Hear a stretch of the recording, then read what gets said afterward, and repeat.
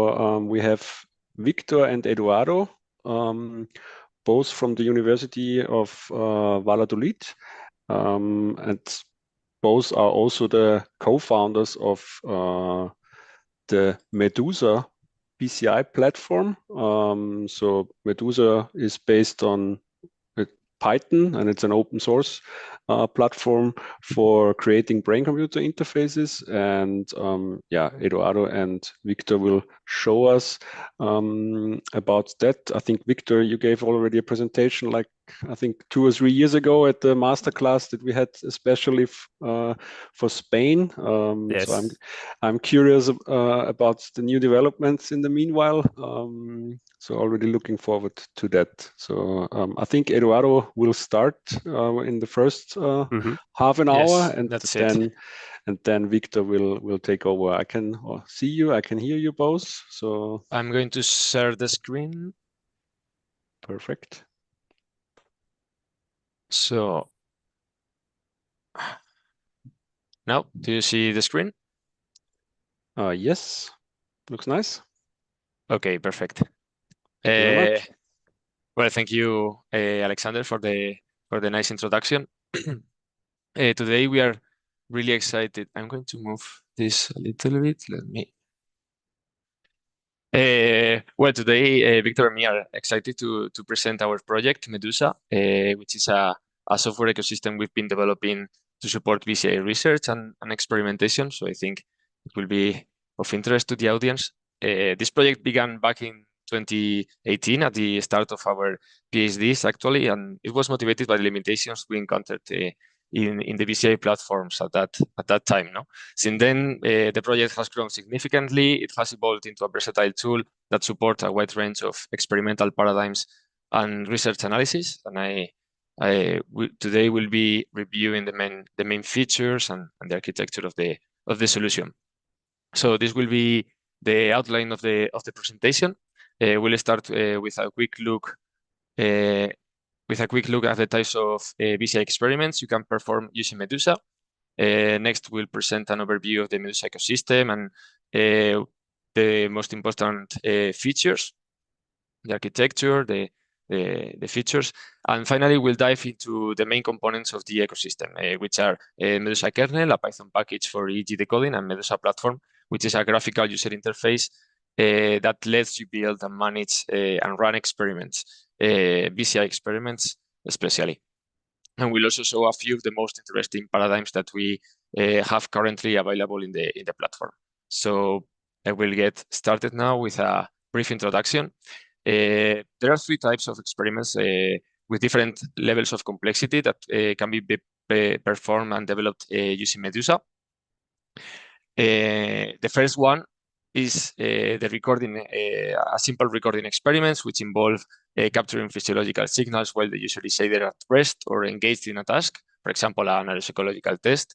And then the collected data is stored with event markers and other information that is useful for offline analysis. So typically, this is the experiment with the simplest implementation, as it doesn't require real-time data processing. However, precise synchronization between data streams and events can be challenging. Sometimes this is the simplest event, recording experiment that we can have in the BCI world, and sometimes it's very useful to detect new features. Well, the next step are passive BCIs, which process brain signals in real time without requiring using interaction of feedback. So unlike recording setups, passive BCIs require an online signal processing pipeline to extract meaningful features and classify brain states in real time. However, since the system doesn't respond or adapt to the user's brain activity, it avoids the complexity of closed-loop feedback mechanisms. There's no active engagement from the user in this kind of BCI paradigms or experiments. So a practical example that is widely used is the anesthesia monitoring, where EEG is used to assess sedation depth during surgery. This would be the classical example of passive BCI. And finally, we have active BCIs, which involve direct intentional volitional control of a system through brain activity from the user. So in these experiments, users are consciously engaged. They perform mental tasks such as motor imagery to generate specific neural patterns that the system can decode in real time. So this setup requires a full closed-loop architecture, including signal acquisition, real-time processing, classification, low latency feedback, or system response. So because of this, active BCAs are the most technically demanding to implement. A classic example would be BCI spellers or a cursor control task where the user selects letter or navigates the screen using only brain signals. Either of these three types of experiments are challenging to develop due to their inherent technical complexity, requiring significant investment in time and resources, and additionally, it's very difficult or almost impossible to completely reproduce the experiments based on solely published papers or reports. So these were the main issues that motivated the project of MEDUSA. Our goal was to create a flexible ecosystem to simplify the implementation of new BCI experiments through modular components and clear interfaces and a modern graphical user interface. Basically, we wanted to focus more on the science and less on the development of the experiments and the infrastructure that are required for these experiments, which took a lot of time for us back then, and we wanted to solve this limitation in our laboratory. So we created or we started to develop MEDUSA, which is a ecosystem, an open source ecosystem. It has a broad hardware compatibility through lab streaming layer. It has a modular, scalable, and flexible design. It's Python-based, especially for the signal processing modules. And we also develop some parts in Unity when high-performing graphics are required. There is already a comprehensive suite of BCI experiments available for the users of the platform, and there are specific tools to develop and share applications through the app market. So we are really committed to reproducibility of the experiments that we publish, we use in the lab, so other researchers can use them and validate our results. MEDUSA has three main components. MEDUSA kernel, which is an independent Python package for EEG decoding. It has all the necessary functions that we use in the most widely used BCA pipelines for EEG decoding. Then we have the MEDUSA platform, which is a graphical user interface to manage and run real-time BCI experiments. Here we are going to receive the signal, synchronize all the events, display the paradigms, use the functions from MEDUSA kernel to implement the experiments and to provide feedback to the user. So this will be the core of the presentation. And finally, we have a website where you can discover and download different applications and experiments for MEDUSA from the app market, share your own experiments there, and browse, of course, the documentation and find useful information. Importantly, the platform and the whole ecosystem actually was published in 2023 when we opened the ecosystem for the general public, and it was published in this paper, which was in the Journal of Computer Methods and Programs in Biomedicine.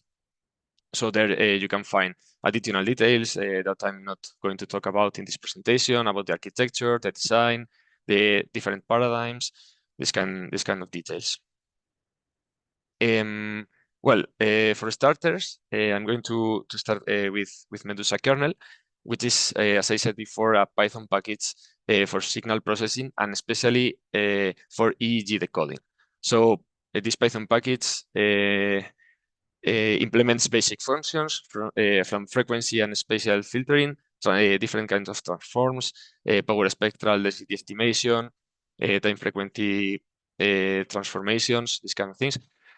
We also have a very complete local activation package with spectral metrics for entropies, complexities, different kind of metrics that are calculated in at the sensor level, at the source level. We also have a complete connectivity package with connectivity metrics such as amplitude envelope correlation, instantaneous amplitude correlation, phase locking value, phase lag index, weighted phase lag index, so a complete set of connectivity metrics. We also have a complete package with graph theory metrics, path length, clustering, degree. There is like a dozen of them. And of course, different pattern recognition models, including bindings for sklearn, and also deep learning architectures such as Inception, IGSIM that have shown or have been validated for different BCI paradigms.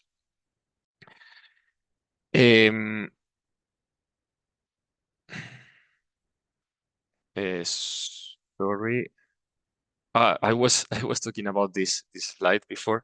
There was a lag in the presentation.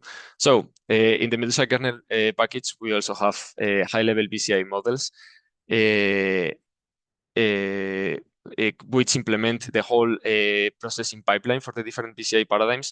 This includes neurofeedback, motor imagery, ERP-based spellers, code-modulated visual evoked potentials. These BCI paradigms, we have complete pipelines, processing pipelines to decode these different control signals. We are going to talk more about the kernel and the different functions that are used to analyze different paradigms in the next sessions.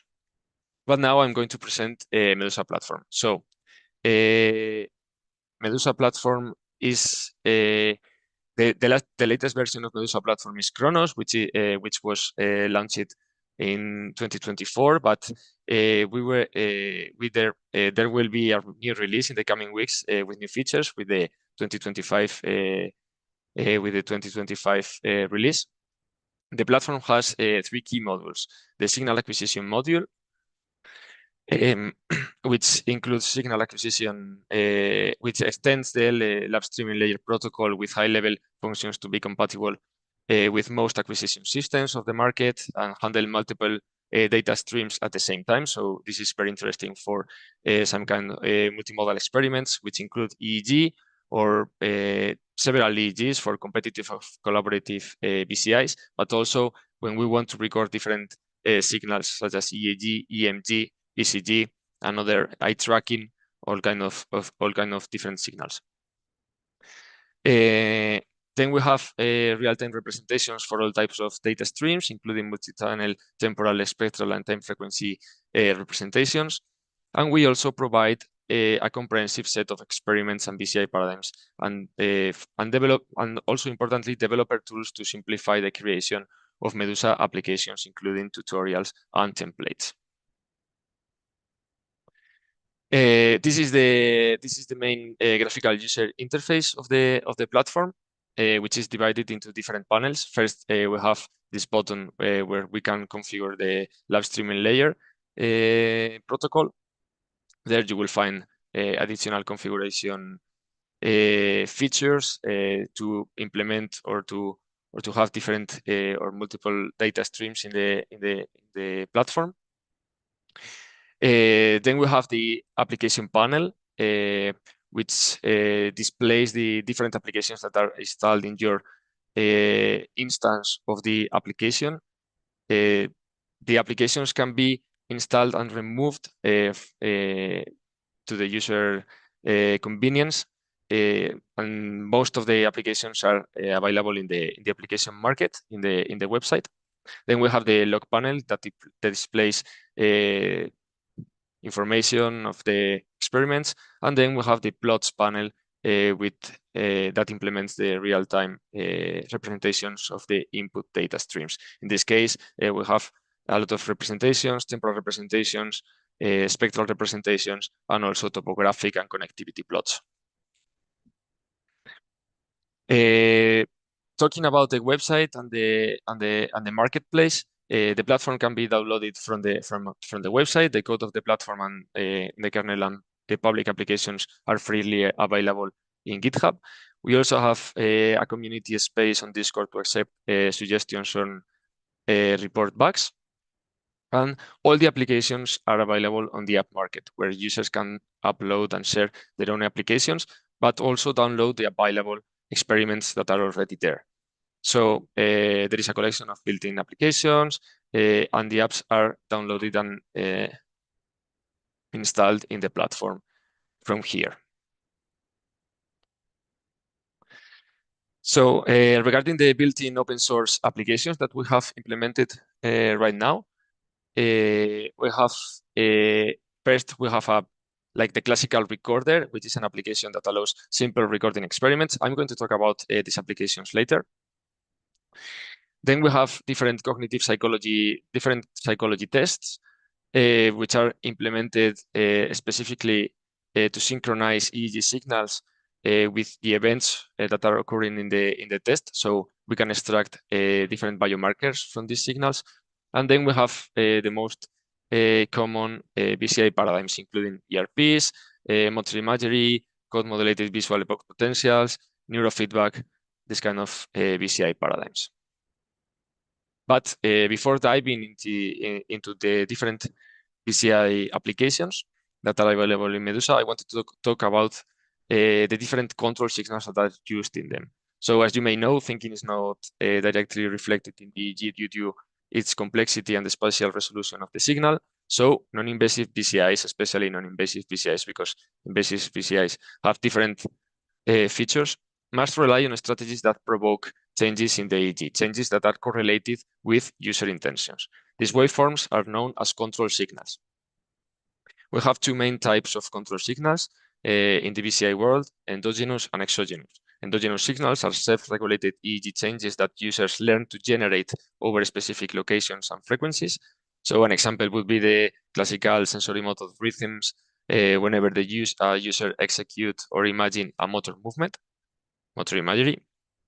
Then we have exogenous signals, which are natural brain responses to external stimuli that do not require learning. So, for instance, steady state visual evoked potential would be a classical approach, a classical paradigm, BCI.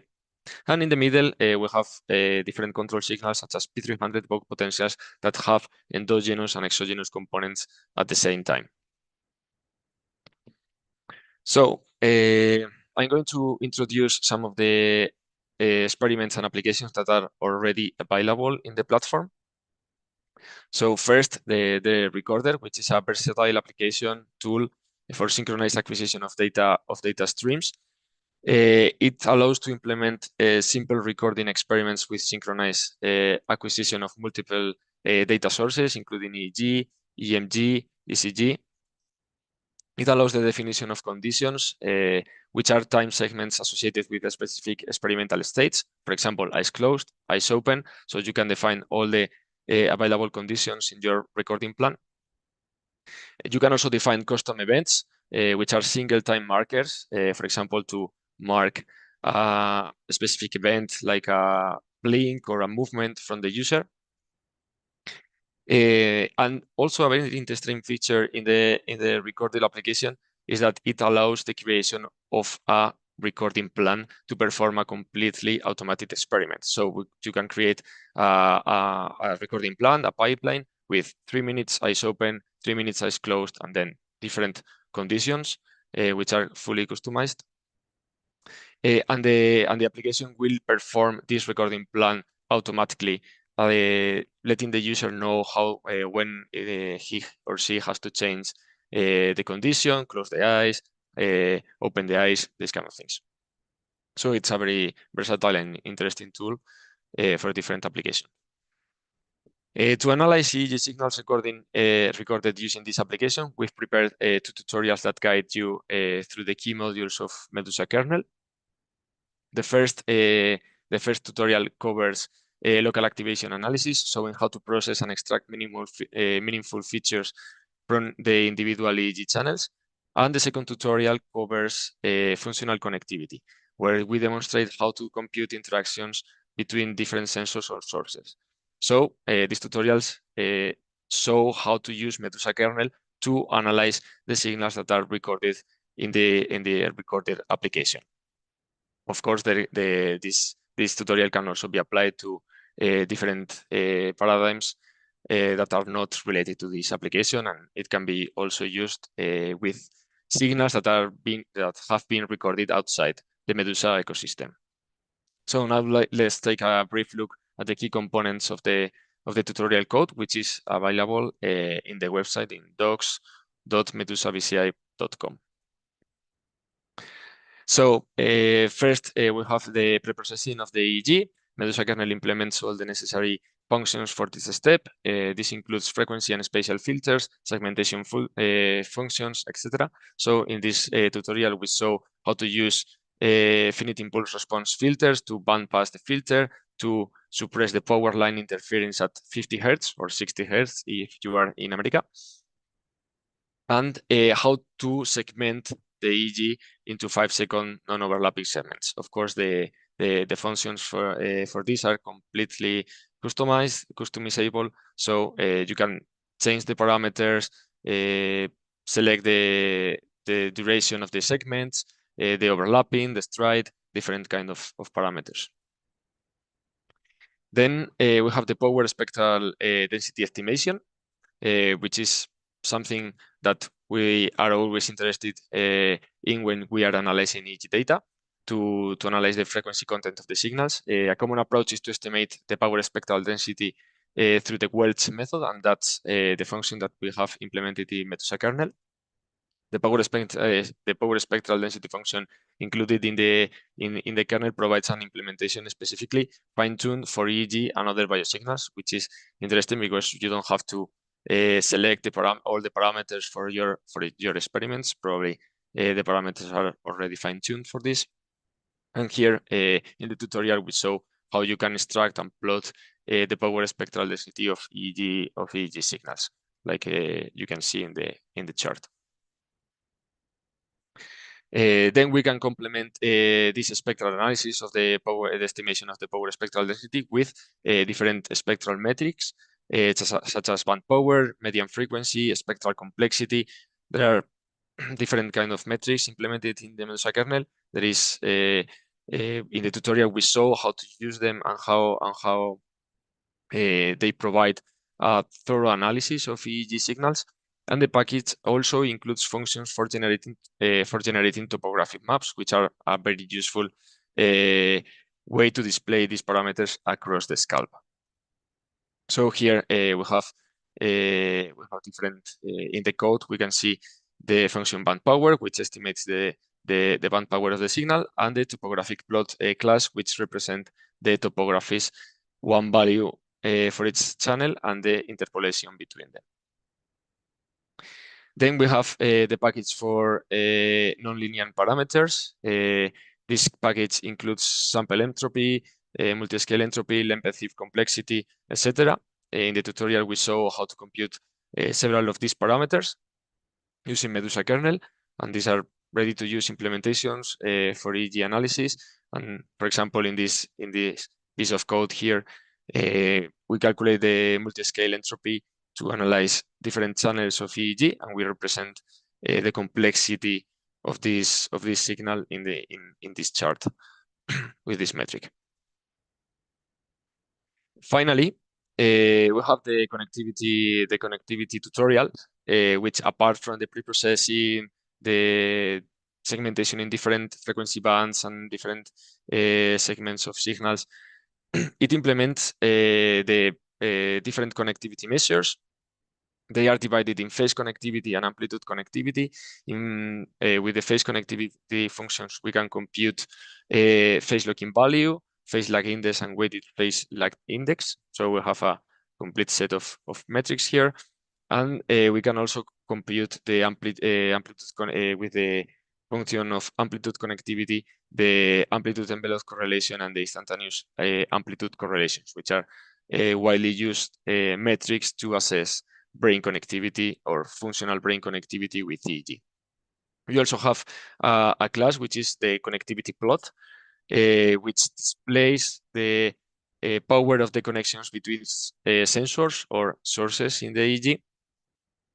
In these plots with these lines, the color of the lines depends on the power the power of the connection, and also the thickness of the line. And you can select different parameters. For example, you can select the percentile threshold, which selects the most meaningful connections that are represented in the plot. Now let's move on to pure BCI experiments. We'll start by focusing on endogenous signals, which are those that are generated voluntarily by the user without external stimuli. And let's start with the neurofeedback applications that are already available in MEDUSA. So neurofeedback is a paradigm that analyzes self-regulated activity over custom frequencies and locations, and it's usually related to different cognitive functions such as attention, such as working memory, and so on.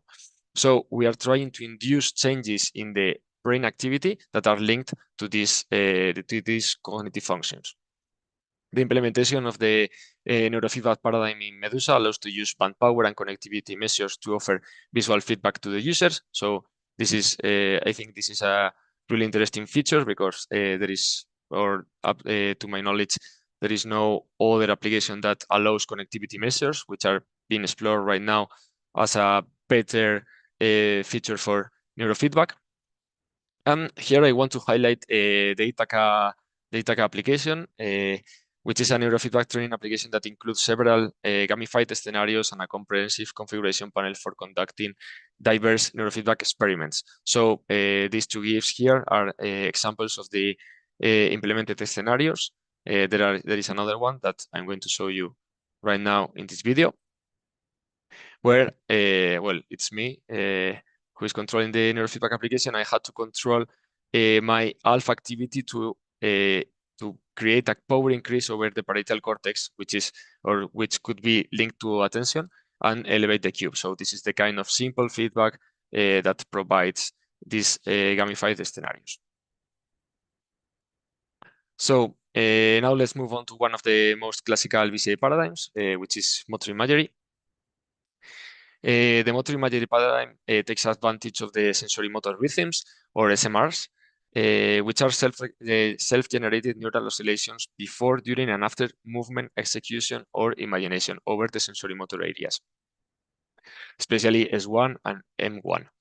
So SMRs are characterized by an initial desynchronization in alpha and beta bands, followed by an increase of power afterwards. So this pattern is known as event-related desynchronization, event-related synchronization, or ERD-ERS.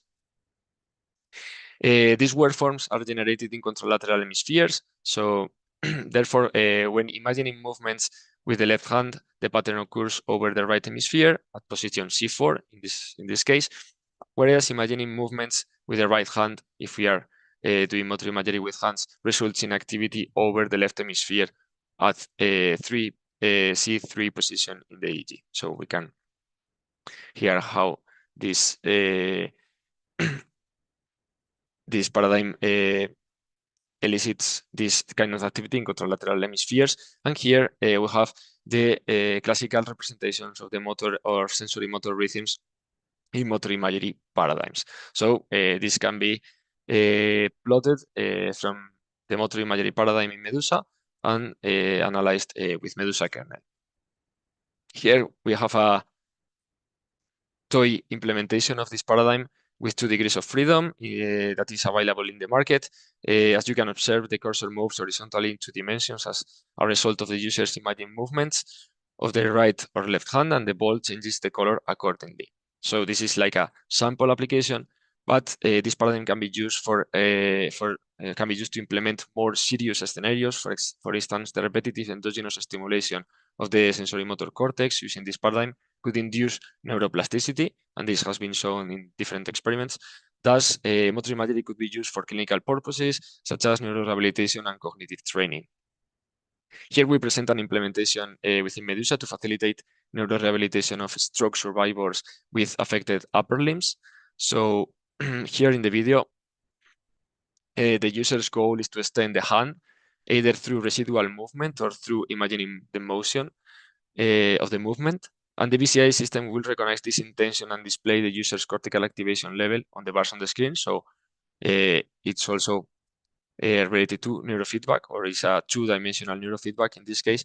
And when the bar representing the affected limb exceeds a predefined threshold, the robotic hand, which is assisting the user, provides the sensory feedback that is the key of neurorehabilitation in this case. This application is private, it's not available in the market, but it shows the power of MEDUSA to implement different applications. So now let's see the main functions and classes to analyze motor imagery signals, which are reviewed in the corresponding tutorial on the website. So you can check this tutorial to see more detailed information. But here I'm going to review the key classes and functions. For starters, the main functions and classes are included in motor imagery plots and motor imagery paradigms modules in MEDUSA kernel. There are different functions and classes to represent ERD, ERS patterns, especially in time and both in time and frequency. Here we use the representation in frequency, where we can see the contralateral activation of the motor imagery paradigm here in C3 and C4. Of course, I'm talking about hand motor imagery. So the user is imagining the movement of both hands. And also in the tutorial, there are also different processing pipelines for motor imagery paradigms. For instance, here I show the most classical one, which is common spatial patterns and linear discriminant analysis, which is implemented in this class in motor imagery model CSP. This is the most classical pipeline for motor imagery decoding, and is included in MEDUSA kernel, ready to use. And it also provides functions to perform cross-validation analysis, to estimate model's performance in different subjects. So here would be like the output of the tutorial when you execute the cell in the Jupyter notebook. And as you can see, it gives you an estimate of the accuracy for this subject using the corresponding decoding pipeline. So we don't have much time to explain these pipelines in detail, but you can find more information in the tutorials that I've reviewed and the documentation. And now Victor will continue with the presentation to explain the exogenous paradigms that are included in MEDUSA. So, okay, thank you. So first of all, we are sorry because I think that the MEDUSA BCI website was down for a while at the start of the presentation, but I think that now it's working fine. Okay, so I am going to take over from Eduardo to continue with the exogenous signals. In this case, first we are going to talk about P300 above potentials. That is a classical control signal to control different commands in BCIs. They are based on positive deflections in response to infrequent stimuli, approximately 300 milliseconds after a flashing onset. They are produced mainly at centroparietal scalp positions, and as we can see here, whenever the infrequent target stimuli is received by the user, a P300 component is elicited. Here we can see how the target response is diverging from the non-target response as the number of examples, as we can see here, increase. So mainly these P300 above potentials are elicited by Oswald paradigms. Here we have an overview of one of the typical Oswald paradigms. It's based on presenting a rare target stimuli, which the user must attend to, that is masked among many much more frequent stimuli that they must ignore. So here the target stimuli is the face, and the background stimuli is the beat. So a P300 will be only generated when the users pay attention to the face of Einstein. So this Oswald paradigm can be extended to provide a real-time speller using the well-known RCP or row call paradigm. In this paradigm, we have a matrix with different spelling commands, such as letters or numbers, and rows and columns flash randomly. So only one row and one column will elicit the P300 potential because the users will be paying attention to a specific command, right? So when the row of that command and the column of that command is flashing, a P300 will be generated in the scalp, right? So the target command must be decoded by determining what is the most probable row and the most probable column that generated that P300 potential. So MEDUSA already provides a built-in app for this to configure a classical RCP speller, which is called RCP speller. And an important aspect to consider here is that the number of sequences, well, in practice, a decision is made when a fixed number of sequences of repetitions of these flashings of rows and columns are completed. So a sequence here is a complete flashing of all rows and all columns, right? So here we have 6 rows and 6 columns, so we have 12 flashes. So whenever those 12 flashes are elicited, we consider that we have displayed an entire sequence, right? So a decision is made only when this paradigm is repeated and ns times sequences. So we have a tutorial on P300 and RCP analysis also in the docs, in the MEDUSA BCI docs. And now that we have a good understanding of the paradigm, let's dive into the coding. So first of all, the signals that we are going to analyze were recorded in an experiment with this RCP app. We have an RCP paradigm for controlling 36 commands, 6 rows and 6 columns. We recorded the EEG of a subject with 16 active channels at 256 Hertz. And the subject undergone a calibration with 18 trials per 15 sequences each. So 15 repetitions of the flashings of the rows and the columns. And for the testing, we have an online spelling with 12 trials and 15 sequences each. So here we have an unbalanced data set, right? Because we have only 2 ERPs, 2 P300 for sequence versus 10 non-ERPs. So first, we need to import some libraries. As you can see here, we are importing, for instance, the components. This is required to load different MEDUSA files. We are also importing ERP spellers that defines all the ERP-related stuff, such as recording structure, paradigms, processing pipelines, and so on. To load a data file, we just need to call the function load inside the class recording. The file is loaded into the rec object here. And if we consult the ERP speller data, we can check some useful attributes, right? So here in ERP speller data, we have all the paradigm related items, such as the indices for the trials, for the sequences, for the commands. And in the EEG object, we have the biosignal related items, such as the channel set, the row EEG, the timestamp, the sampling rate, and so on and so forth.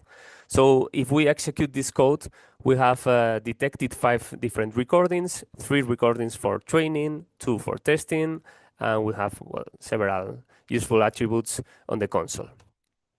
Before analyzing these performance metrics, we can extract some ERP curves.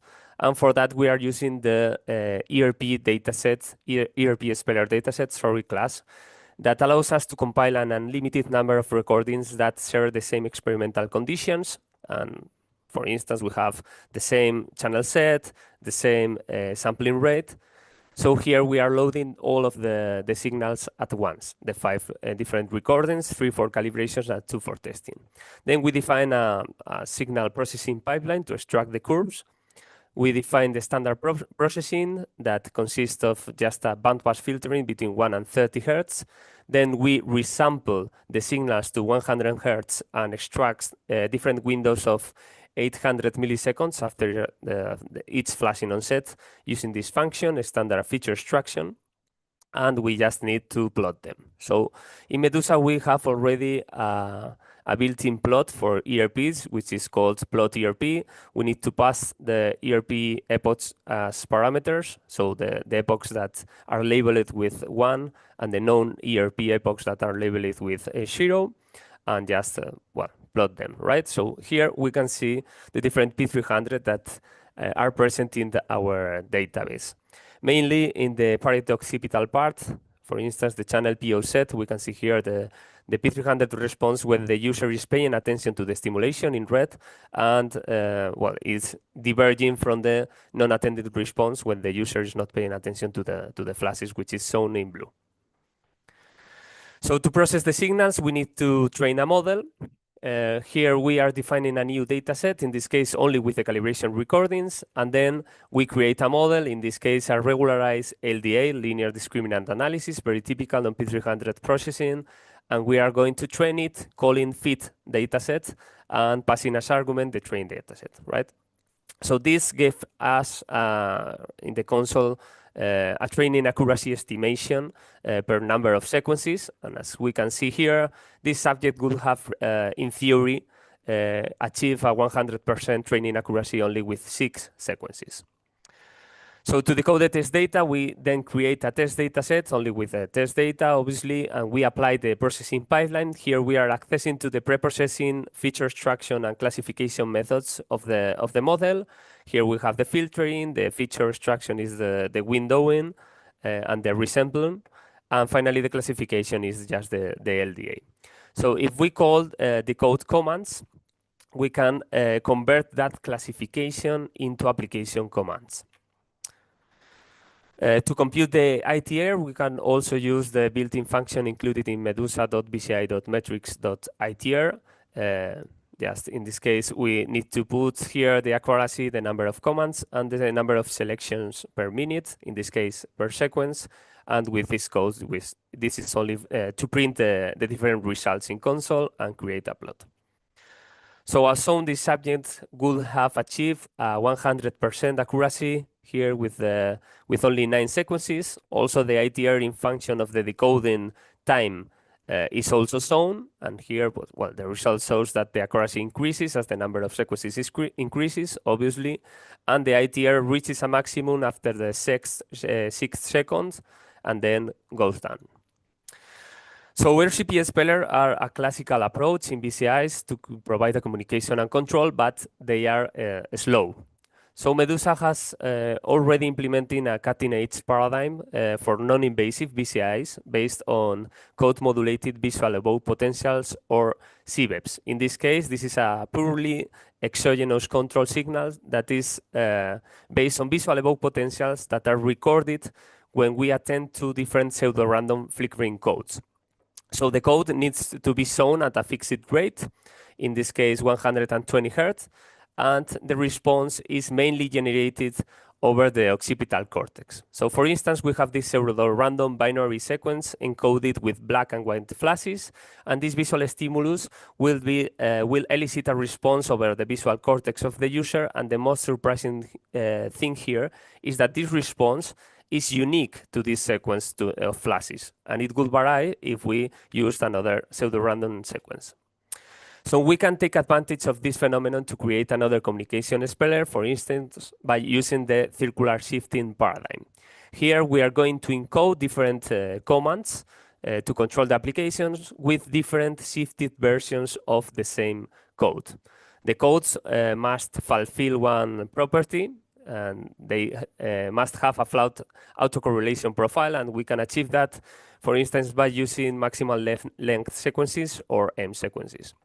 So the visual evoked potentials in response to the original code will be used as a template, and when we are looking to different commands in an online BCI, we compare our response, our online response, with the shifted versions of that template. So we select the command that yields the highest correlation. Here we have a video of Eduardo controlling a full keyboard with a circular shifting paradigm. This speller is more complex than the ones that are provided freely in the app market, as it already has an early stopping algorithm. So the different trials do not have the same duration depending on the characteristics of the EEG in that specific time. So note that previously to that, Eduardo has undergone a calibration of only 1.5 minutes. So in the market, we have 2 freely available applications, the CVEP speller based on binary pseudo-random sequences, and the PRV CVEP speller that allows us to use non-binary sequences that we can encode with different levels of gray, for instance. So let's dive into analysis of these CVEP signals. We have already available for you a tutorial in this link in the MEDUSA Docs website. So the signals that we are going to analyze here are part of a previously recorded database, which is freely available for you also in the UBADOC website. This is the public access link. The experiment was composed of a CBEP speller paradigm based on circular shifting to control, in this case, 16 commands. The AG is the same as before. And for calibration and testing, we use a binary M sequence of 63 bits displayed at 120 Hertz. So an entire cycle, an entire display, complete display of this code lasted more or less half a second. So in the calibration, the user must attend to this command that is being encoded with the original code for 30 trials per 10 cycles, 10 repetitions of the same sequence per trial. And in the online testing, we have 32 trials with 10 cycles. So here we have the 16 different commands, and each command is going to flicker with lagged versions of the code that was trained here. So as before, we start with the different imports. In this case, we are including MEG, which includes all the necessary classes to load, save, and serialize EEG and MEG signals, components as before, and in this case, CBEP spellers that defines the CBEP-related stuff, recording structure, paradigms, pipelines, and so on. So we first create the calibration dataset. In this case, we need to call CBEP speller dataset with the calibration signals. As before, we are compiling all the calibration signals in only one object, which is called dataset. And here we can display, just as before, a different summary of the data. To plot the original code, we can access to the only command that was displayed in the calibration setup. So we can access that inside the CBEP speller data object, inside the commands info attribute. And here, as you can see here, the destruction of this commands info gives us a lot of details of the displayed commands. In calibration, we only had one command, so we have only this one, the 01. We have the row, the column, the label, and also the most important thing, the code that was used to encode that flashing, right? So we can access to that code and then just plot it to see this. As we can see here, we are using 120 Hertz, so the complete cycle is like half a second. And we are encoding the 0 events as white and the 1 events as black flashes. So let's start with the processing. First, we need to define a model, just as before. Here we are going to use the reference processing pipeline consisting on a canonical correlation analysis to compute a spatial filter that maximizes the correlation between different projected versions of our signals, the average signal with the ERP and the single cycle response. So after training this spatial filter, we are going to use it to project the average response and get a main template, which is a one-dimensional vector that represents the brain response to the original code.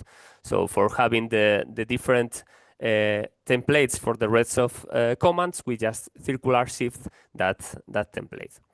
So we just need to call CBEP model circular shifting and fit dataset to do all of this stuff in just one line of code. So let's plot the main template. In order to access to the computed template, we need to access to the CCI object. Here we need to check inside the CCI class that was trained before, and for each sequence trained, in this case we have only one sequence as the calibration only has one different code. So we have the CCI object here and the computed template is here. So this would be the main template that we have trained here. We can do the same with the spatial filter weights. We can access in this case to the double Y attribute that stores the matrix that projects the average signal, and we can plot topographies using topographic plot inside MEDUSA kernel. We just call topographic plot with several parameters, and then we need to call update to put the values that we need to plot. So as we can see here, the weights has more magnitude in the Pareto occipital area.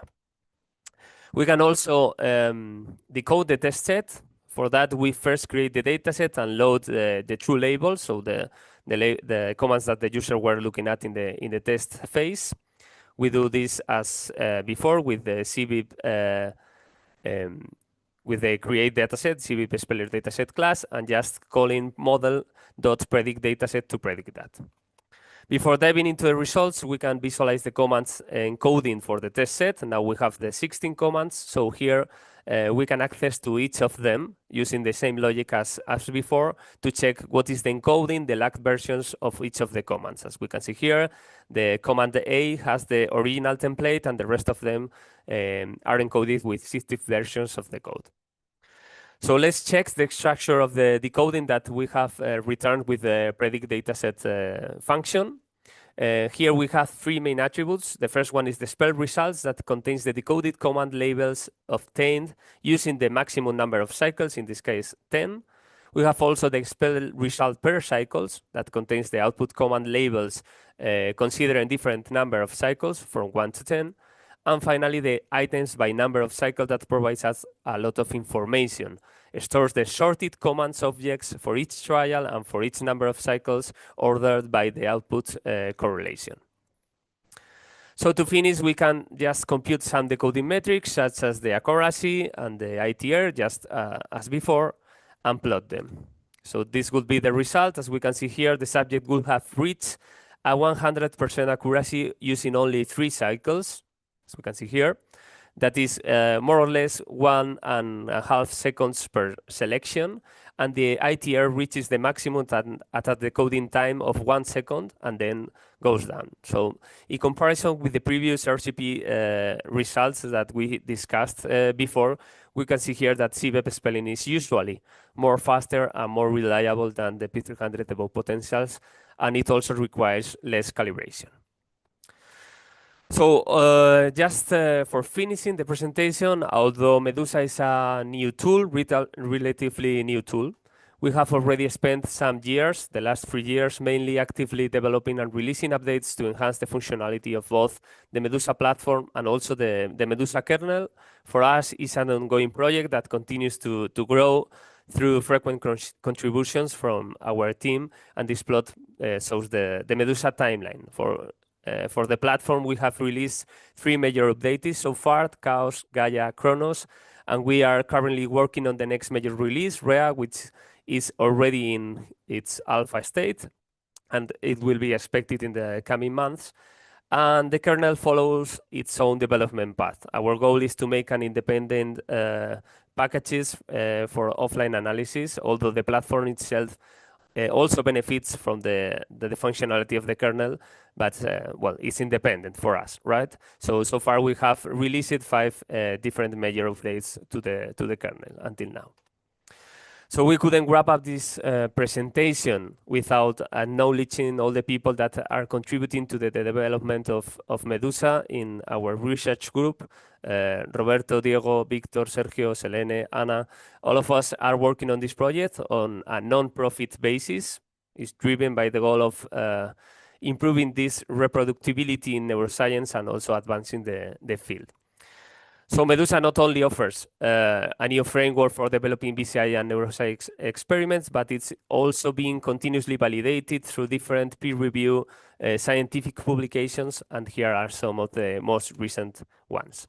So that's all. I hope this presentation has been useful for your research, and if you are going to consider MEDUSA in your future work, we will be truly happy to support you. Thank you. Thank you very much. Great presentation. There are a couple of questions. So first question is if MEDUSA is also available for Mac. Sorry, for Mac. No, currently we only focus the development on Windows. It's true that some people have MEDUSA working on Linux, which is similar to Mac. But officially, we only support Windows because the development time differences in software architectures and everything is a little bit too complex to maintain. So we prefer to focus on one platform and stay updated on that. Then another question, if all EEG devices are compatible with MEDUSA, or are there any constraints? Mm-hmm.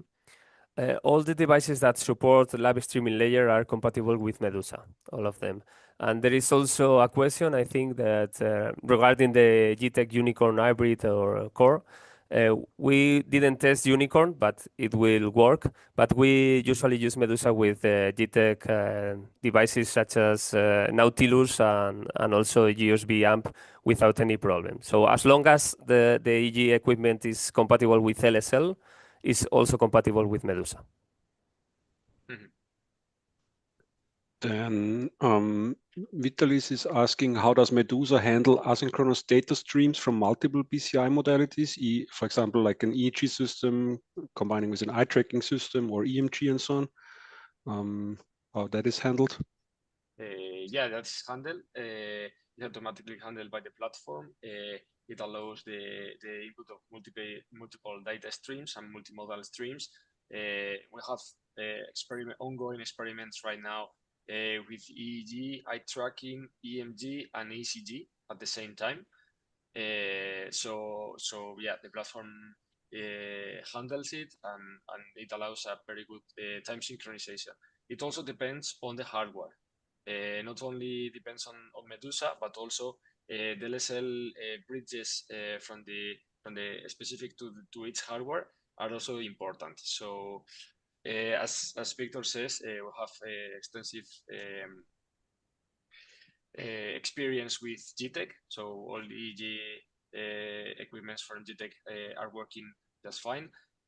But for other equipments, if you have any issues, if you have any questions about them, specific other hardwares, you can ask us through the community or just email us, whatever.